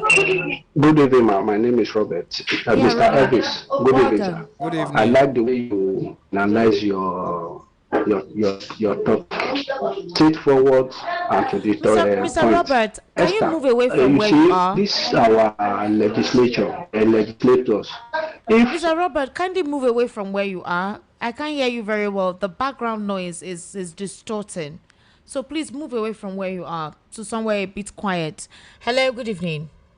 Good evening, Madam Esther. Good evening, ma. Welcome. Yes, my name is Madam Eunice calling from Agege. All right, Madam Eunice, please go ahead. Government have to do something for finding insecurity. How many people will remain before that 2027 they are campaigning about? How many people will remain in Nigeria? I make do the military. Senators, who do the military. Nobody knows tomorrow. The children of God is at hand. They should not, because of few people, because of one person, to just turn Nigeria upside down. They should please do the needful. They should do the needful. We don't know how many people will remain before that 2027. All of them jumping up and down, campaigning up and down. They don't want to do what is necessary for the Nigeria people. There is God, God to save us for their hand. There is. Thank you so much, Madam Eunice. Thank you. 080-3692-9933 and the WhatsApp number is 0817-1756-338. Hello, good evening. How are you? Hello? Good evening, welcome. Hello? Hello, I Yeah, can you hear me? Good evening. What's your name? Yeah, my name is Shola. I'm calling from Egbeda. All right, Shola, welcome. Wow, Shola, this is the first time you're calling. It's been a long time. I've been trying, on the normal line. Is this so I your said, let me face? try WhatsApp today. Is it your face I'm seeing on this DP? You said what? Now your face for this WhatsApp where they see now. It is well. All right, Shola, please go ahead. See, Esther, these people, they are just revealing themselves the more and more to Nigerians. This is what they call see finish. But I'm sure Nigerian politicians, they are so lucky. They will feel so lucky to have Nigerians. I'm telling you. Now, they have jettisoned this IREV. everything that can make the election to be transparent, to be free and fair. They have thrown it to our face. Are you with me? Yes, I'm with you. So I greet your guest. What's his name? He mentioned something. He said Nigerians are not ready. I greet you, sir. Thank you, sir. Good evening, sir. God bless you. See, the truth is we are not ready. See, it is easy to talk. I can tell you that it happened to me I've said it before, during the COVID-19, there was the curfew. I said I led people. Police were sending people back. I led them. I said, let us go. We will sleep at the police station. I said, we're safer. Police the boss told the other subordinates to go and arrest all of us and put us in the guard room. Everybody ran and left me. I've said this thing before. It was 2020 happened. Everybody ran. Nigerians are cowards. Okay. I'm not sorry to say this. We are cowards. What is our problem? These people, they don't care about us. Yeah. Do you know that? Okay, look at what's his name? Sunday Igboho. When he was fighting for his people. Are you with me? I'm here. I can hear you. Then Buhari was in power. You know that because of political ambition of Hello? Hello? Yeah, continue. Yeah. So because of the political ambition of Tinubu, he never made any statement to support that man. Now look at what is happening. Some people are advocating for Atiku. Atiku, has he ever come out to condemn this insurgency, these killings in the north? Let's call a spade a spade. These people, it is not a matter of tribe alone. Okay, now, Soludo, is he not an Igbo man? Is he not supporting Tinubu? All the Igbo governors, why are they not advocating or fighting for Nnamdi Kanu? It's because they see him as a threat. You don't understand what I'm saying. These people, between them, they have common interests. But they use this divide and rule tactics from Nigerians. We keep fighting ourselves. This one is Yoruba, this one is Igbo. We never do anything. We are not ready. That election, they have arranged everything. Didn't you hear about how they are collecting people's voters card and giving them 70,000? They have perfected everything. It is not how many people. Many of us are just calling on radio. If they said they should come out, nobody will come out. I can tell you. See, until we are like Esther in the Bible, say, if I perish, I perish. This country, we are not ready. We are too fearful and docile. What fella sang since how many years ago? Almost 40 years. I no one die. Papa dey for house. Let us remain there now. You think say na by play? See, if you want to fight the devil doesn't understand a gentle language. No. Devil, it doesn't understand. These people, they are of reprobate mind. Let me just rest my case here. Right, sure. Thank you, my dear sister. Thank you. Thank you. As in, there's no negotiation with the devil. I'm just tired. These people have shown that they are terrible to us. It doesn't make sense at all. It just doesn't make sense. How? In your own father's land, in your ancestral home, somebody will call and just come and just kill you for nothing. Just like that. Like your soul does not mean anything. When they're not the ones that gave you life. Whether you confront the government or as you are going to die. You are not confronting the government, you are going to die. Why don't you actually confront the government and let the government know that this is too much? We are just paying lip service, and that's why they are taking us for a ride. Could make sense, Rara. Hello, good evening. Hello, good evening, ma. Good evening, sir. Welcome. I can hear you. Go ahead. Hello, good evening, ma. Good evening, sir. What's your name? My name is Toil from Abdegba. All right, Ois, go ahead. Go ahead, Ois. About this thing. There's a place near my working place. I saw a lot of people giving them their voters card. That they said they are going to give them 70,000. A lot of them were. So this country, we are not ready yet to. That is all I have to say. You see? All right. Thank you for calling. Thank you. Hello. Good evening. Hello. Good evening. Congratulations for the first time, Esther. Is this your first time? I've been trying. I don't even call you for VOP like today. Say you dey do Pachaba, my PC.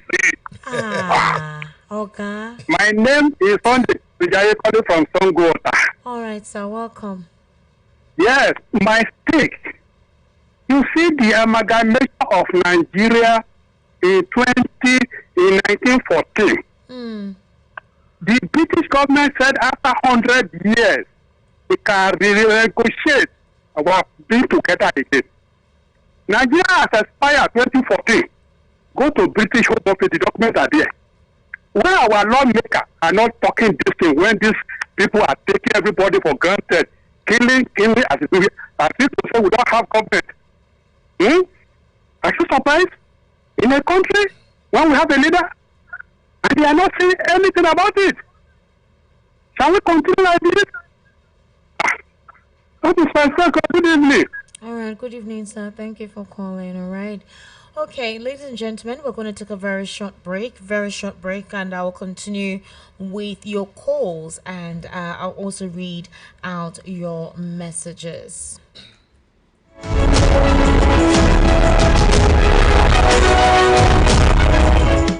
So we have this special message from Emerald, right? And they're saying that it's time for you to take back your health, your strength, and your life. And that the only way to do that is by introducing to yourself the natural powerhouse of Emerald Global. All right? Because it is 100% organic, it is plant-based, and it's a wellness solution that has been transforming lives across Nigeria. I mean, there have been testimonials about it. Now, this is not just your regular supplement that you hear, over the years or you've been hearing about. Oh, no. Emerald Global's natural formula is loaded with rich bioactive plant compounds that work wonders in your body naturally. And what exactly are the results when you take Emerald Global, right? It balances your hormones, it boosts your immunity, it acts as a natural antioxidant and antibiotic, it relieves allergies and fights infections. Exactly. Sometimes daily activities, hassles, and stress, you begin to have skin breakouts, indigestion, bloating, weight low, all forms of health issues or complete health degeneration. Emerald Global promises to adhere and take care of it.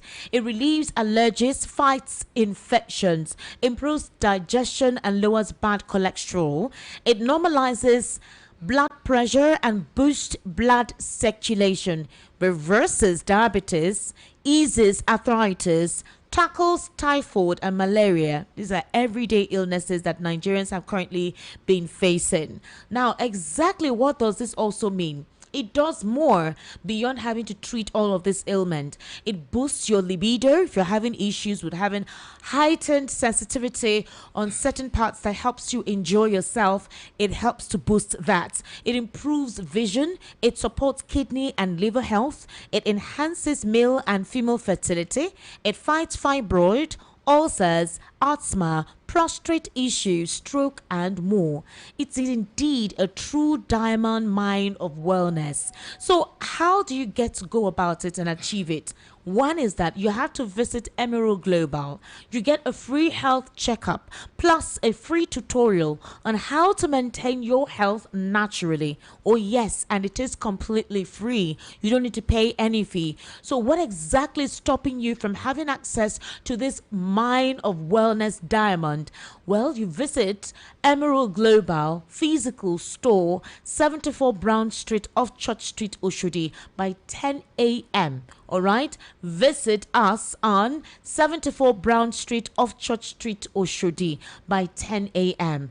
The WhatsApp number for you to call is 080 33 53 5515. I'll call that again, 080 33 53 5515 or 070 839 12427 070 839 1247. Call those numbers or send a WhatsApp message right now to those numbers. I'll take it again, 080 33 53 5515 or 070 839 1247. So send a WhatsApp message right now to that number, or to also partake in a free tutorial, free health checkup, What do you have to do? Visit 74 Brown Street off Church Street, Oshodi by 10 a.m.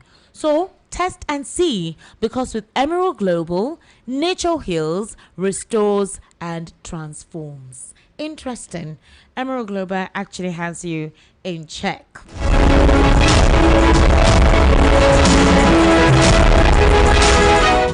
All right, welcome back. Hello, good evening. How are you? Hello. Oga, your phone no good. Hello, good evening. Okay, you don't reply. Good evening. How you doing? I'm fine, man. Welcome. What's your name? My name is Peter from Osho College. All right, Peter. Welcome. Please go ahead. Yes, I want to talk about Nigeria. Let me say Nigeria or the whole world. You know, things that is happening is like it's a new thing for us, especially we believers.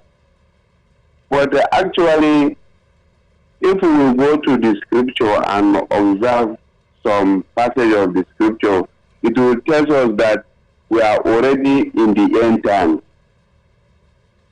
This thing that our leader is doing to us, don't think that these guys are doing that they know what they are doing. They don't know what they are doing. There are certain things that is controlling them. The demons, the ghosts of this world is controlling them. If not, how can people be killing every day in this our country, Nigeria? If you look at it, it's not only Nigeria only. It's almost all over the world, crisis.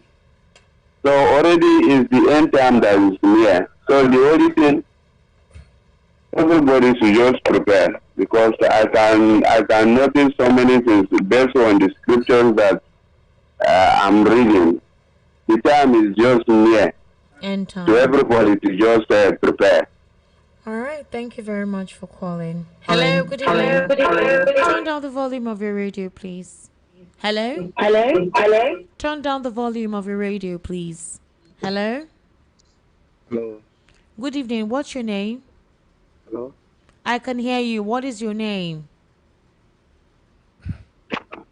If you're calling on WhatsApp, I expect that a couple of you calling on WhatsApp already know this. I can hear you. Like literally, I can hear you. So just go ahead and say what you want to say. All right? Hello, good evening. Hello, good evening.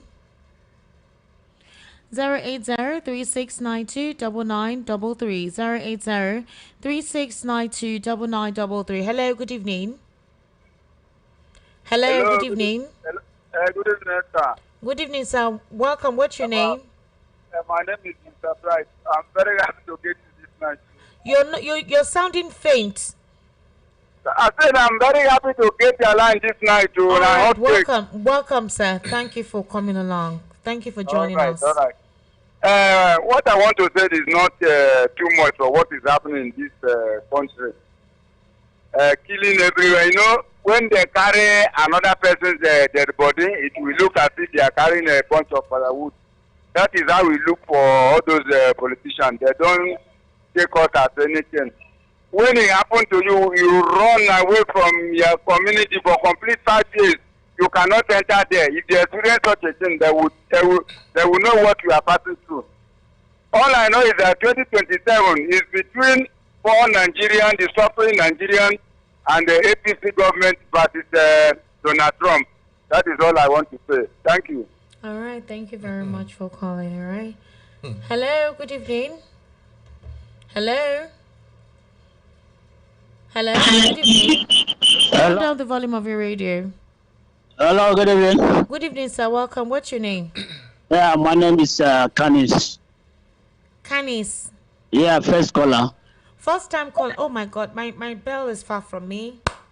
Okay. Thank you for joining us. Please go ahead. Where yeah. are you calling from? I'm calling from Mago. Hello? I'm calling from Mago. All right. What's your name? I'll show you Canis. Dennis. All right, please go ahead then. Yeah, first of all, I love the VOP and our programs. Thank you very much, sir. Mainly when you are there. Thank you. What I want to say is this. What is happening in Nigeria is just like a joke. But it's what is coming up to consume the entire Nigeria. Because every person, mainly politicians, all of them are thinking of winning election. No one have thought about safety. Safety of their relations, friends, and whatever. And we are just cooling down. Other militias from other countries are entering Nigeria because we feel that we are too tribalized and the religious affiliated. So what we feel that it happened to a Muslim, we say it will not happen to a Christian. What is happening to a Yoruba man, we say it will not happen to an Igbo man or Hausa man. But mark what I'm telling, in few years, there will be nothing like Nigeria. Because Nigeria is going to explode. Because all these things are coming unbearable. And no person is going to withstand it. Every person has to fight for himself first. It will seem that we don't have a president. But at that time, there will be nothing like a president in Nigeria. Because all is self-defense. Thank you very much. All right, thank you for calling. Thank you for calling. Hello, good evening. Okay, I'm so lucky to call today, but I'm just confused with what is happening, Madam Esther. You are trying, and God bless. Thank you. Okay, all right. Let me take some of your messages. A lot of you have been calling and sending messages, loads of messages, and some of you have even accused me that Esther, you don't give attention to reading messages. They completely. In fact, somebody sent a message to me on Facebook. Esther, I've been calling you. You don't pick my call. You don't read my messages, as if no, it's something that I do deliberate. I don't see your names when you call. I just pick calls at random. Okay, so let me start from the beginning because a lot of you have sent messages from the beginning of the program. So let me take a few messages. Please kindly bear with me. Some of you calling, can you chill? Please, I beg you. So the first person that sent message today was at 7:23. Good evening, Esther Wachkwan, your guest in the studio. Esther, to be honest, all our politicians, both their party, they're evil. The citizens are dying of hunger, being hospitalized, no proper medication, no good facility, no good infrastructure. They're all full of lies and propaganda. There's nothing good coming out from this present government. Nigerians should wake up from their slumber. We're about 200 million in population to fight off this corruption. Remy from Ejigbo. Good evening, Esther. Good evening to you. Concerning the Killings Inquirer, this is a religion of peace, showing peace to the people of Nigeria. Last, those of you campaigning for the unity of Nigeria will understand that the unity of Nigeria is what is giving these Islamic terrorists access to kill people. You're seeing danger. Many of us are denying it just because we want to sound politically correct. Keep being politically correct while they take advantage of your ignorance and stupidity. Emeka from Agor. Good evening, VOP. Good evening to you. I am Mr. Toby Emodi from Ibejuleki. I'm furious this evening. I wish I could start a solo protest against this nonsense killings in this country. Where is the president of Nigeria, whom the security of Nigerians were entrusted on his hands? Can we start asking the right questions? Is this a time for Nigerians to come out to ask questions? They are busy organizing city boy coordinators across the country to win 2027 elections. Our leaders have failed us. Nigerians wake up. APC won't allow their members in the Senate amend the Electoral Act to allow for mandatory electronic transmission of election results in 2027 because it won't favor them. I blame all of us, including the media and all professional bodies in this country, because we didn't push them enough to do what we want. The only hope we have now is the INEC chairman and all state resident officers. May God help our country. Umusu Paul from Aguda Surilere. So, Mr. Elvis, what will happen now is for the INEC chairman to now say, okay, since you've left it for us to decide, we will now make it mandatory to transmit results electronically. But you know that is difficult. He was appointed by somebody. This decision that the Senate took today, do you think it's coming from the Senate? It's the voice of Jacob and the hand of Esau that you are saying there. So just leave that matter. If you put this one at the doorstep of it means we want to just weigh him down and kill him. Okay. It's already they done this. But we want to see civil society organization. We want to see Nigerians. Have you not noticed that civil society organizations have been quiet? Well, this is not. Have you not noticed in this dispensation? Some of them have been quiet. Most of them. But this one should. It's like their support. They are more. This one should reawaken them now. Oh God, they will not. If they are in support of, if they are in support of the government, they will not wake up. Where? When the rain is beating the fowl. The rain no beat anybody if they are benefiting. When the rain is beating the whole roof. Good evening, Esther. On the issue of killing in Kwara State, Nigerian authorities, particularly those of the north, are lukewarm in the fight on insecurity. Those of us in the south should gear up to resist these people. It's a war on nothing else. It's beyond religion, worship of anything but expansionship agenda. Omubu Ogechi from Ojole. I said that this is beyond religion. They wrote something on their WhatsApp page that let's go on Twitter to push this agenda that Amukpito must be sacked. As if that they cannot trust any election that he conducts. They've forgotten that this nation, the constitution of this nation, still say that it's a secular state. I'm sorry, guys. It's painful. Like no. This is wrong. This is so wrong. This is so every day, Mr. Elvis. Every day. Yes, every day. Every day. Even after we are talking, human life now no longer matters anymore. We are talking this evening. What we is don't this? know the one we are going to be talking about this. What is that? People wake up in the morning to go and look for how to eat. The other day, 2 days ago, there was an accident on 3rd Mainland Bridge. Inside the bus, all this yellow bus. How about waiting now? You dey your house, you know they safe. You come out, enter road, wahala. You go your farm, problem. You come back to your home, no issue. Wahala dey inside. Waiting. It's a terrible country. Auntie Esther, good evening. Nigeria, politicians should not deceive their citizens. Nobody can fix up. Since 2014, we don't expire. This is Mr. Melody, first tag from Amuwo Dofin. Because I hate it when these data boys in support. If I don't mind you supporting, but when you see evil, please speak out. Speak out. When you see something that is wrong, speak out about it. Don't brandish anybody by saying whatever. I cannot explain it. Mr. Elvis, if the emir had reported this matter to the military when these guys were coming in and coercing and forcing to preach to them, please tell me, why didn't they draft people there?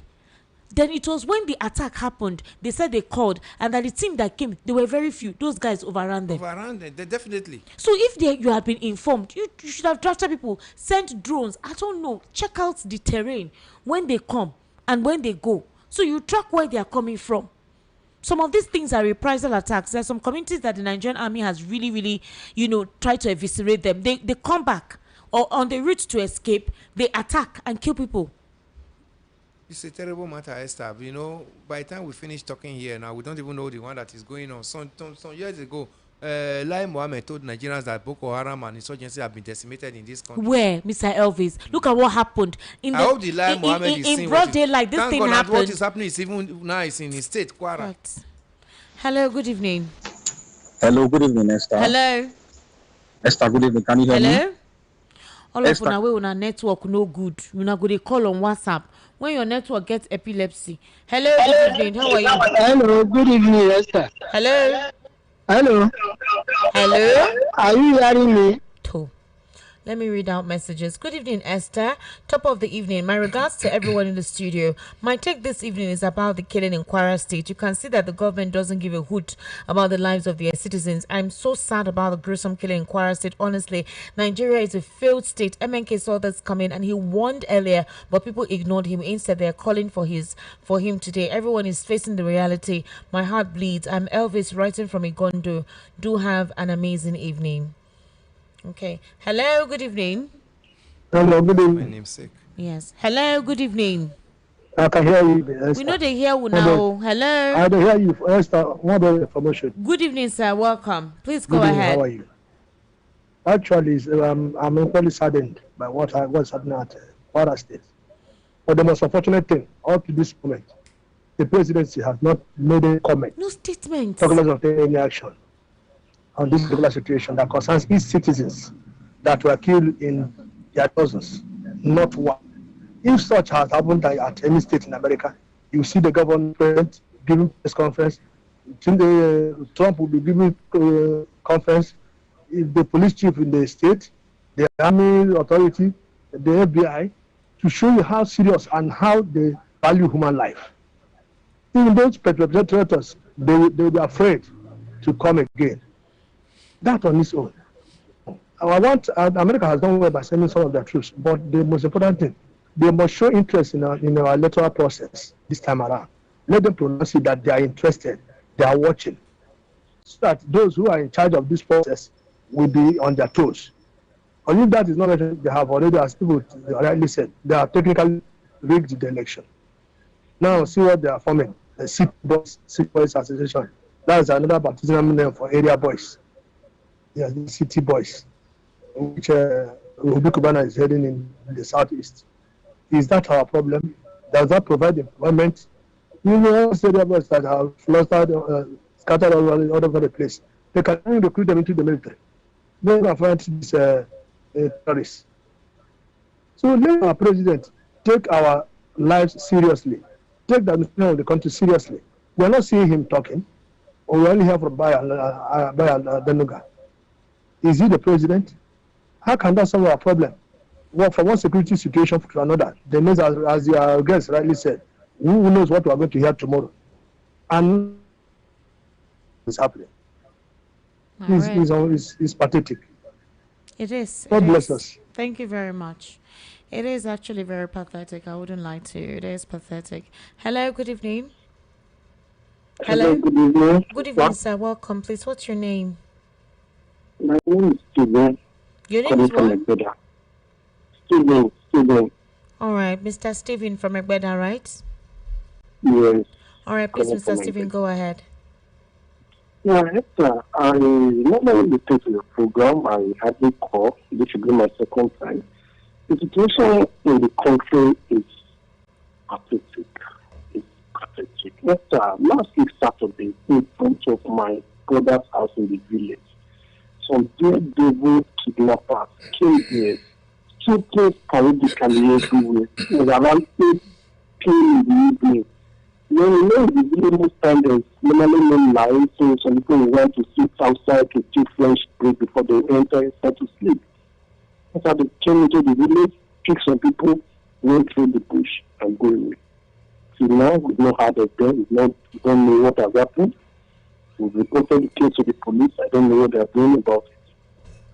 Talking about Nigerians are scared, Nigerians are coward, Nigerians are this and that. Yes, sir, we're all in this country. In 2020, during the NSAS protest, we all knew what happened in this country. People were killed. Today, nobody said anything about it. Now, who is ready to lay down his or her life for this country? I wonder when some people are saying that Nigerians are cowards, everybody is willing to come out. If they come out to protest, they will kill us. If we're in our house, they will come and kill us. If we go to farm, they will go there and kill us. So how do you want Nigeria to be brave?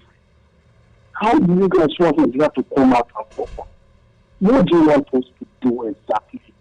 We are not legalized to carry arms. The only solution is the that if Nigeria, if the government can legalize every citizen to be armed, I believe when they are coming, they know that this person I'm going to, he might actually be also armed. They will be scared. They will also be scared. I think this thing will come by a little. Or if they are... Thank you very much, sorry. Hello, good evening. Hello, good evening, Esther. Yeah, good evening. How are you? Is this UC? Yeah, it's UC, yes, it's UC. All right, UC, please go ahead. Yes, Esther, I'm very, very worried. I know insecurity could be anything, if you agree with me. Anything could be insecurity. But the fact that there is no peace, it could be insecurity. But my concern right now, our own kind of insecurity here is fueled along religious and ethnicity. That is my problem. Now, anywhere you see insecurity thrives, just know there is leadership failure in that space. Esther, go and check the leaders we have in this country from the 60s to this very day. Check their ideology and what they project and what they profess to the country goes to this thing that is happening today. Esther, a country that is organized, where leadership has direction and perception that is great, you will not see things like this thrive. Go to the Gulf, in Middle East there. Check any nation there that is well organized, Saudi Arabia, Qatar, United Arab Emirates. Does this thing thrive there? No. Because they're organized. Their minds are illuminated. Development has the kind of light that it brings to the people. They will not have time to be thinking of this kind of nonsense we're having over here. For our leaders have been leveraged on religion and ethnicity. They've divided us with all of things. At the end of the day, it's not causing problems. Why would people be taking knife and axe, going to communities, shooting and killing people, raising down communities and renaming them to their own interests? I'm not saying that this thing. Muhammad Buhari brought so many funny things to the country. Because it was when he came in, this thing started thriving. Look at this kind of thing in Kwara that just happened. Was what we were seeing in Middle East about 9 years ago when ISIS came on the ground. They started killing people like this, shooting people unnecessarily because you don't profess their faith. Don't forget, the name of Boko Haram is Western education is a tabula rasa. That's what you are having right here. So I don't think there's any reasonable solution until Assisi came in. He brought military team, they go to the